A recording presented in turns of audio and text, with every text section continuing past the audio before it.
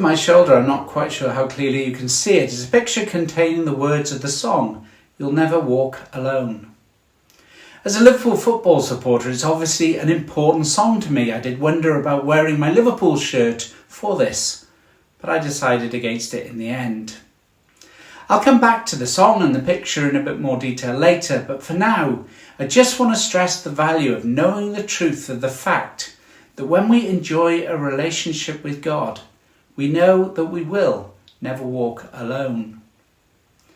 And that's actually a really important thing as we journey as disciples of Jesus. We've thought in recent weeks of saints. We commemorated All Saints' Day back on November the 1st and reflected on the great saints of the past, but also of our calling to be saints today. We thought of the saints of Wales, drawing us to reflect not just on people like St. David, but again thinking of what it means to be a saint in Wales today. Being a disciple today seems to run counter to our increasingly secular society. But we don't become disciples because it's easy.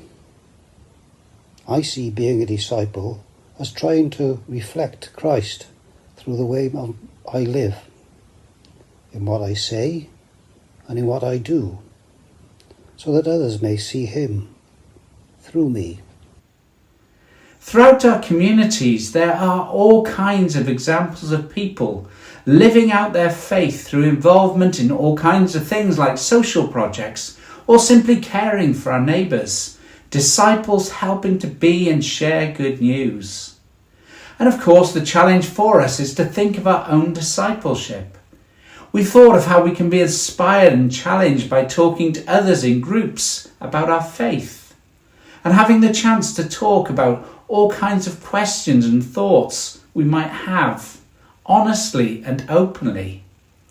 So many people who attend a Bible study or any sort of discussion group are amazed that lots of people have the same sort of questions to ask, which they have and have always been afraid to ask. And that helps us to tell our own story of faith. Whether we've been a disciple of Jesus for many years or whether it's something recent, we have a story to tell. It might be one of ups and downs, it might be smooth, it might be one of doubts and questions, or it might be one full of trust, full of confidence. Whatever it looks like, it will almost certainly have a great mix of emotions. So do you know your story? Because knowing our story can help us to recognise more the presence of God in our lives. And as we do that, we recognise our need to share that story with others. It is that reminder again that we're called to be and to share good news. There was a lecturer who'd put on an overhead projector one day, and as he was teaching, he noticed out of the corner of his eye that someone was copying him in every action. He went on undeterred, but then noticed that they were carrying on, so he asked whoever it was to stop. Then he noticed that it was happening again, and it was at this point that he realised it was actually his shadow from the light of the projector. As disciples of Jesus, we're called to shadow him. We might get it wrong quite often, but we don't stop trying. When asked what it means to be a disciple today, one of our ordinands, Bill Savage, described it like this. To be a disciple of Christ means to go out and to find ways to do his will.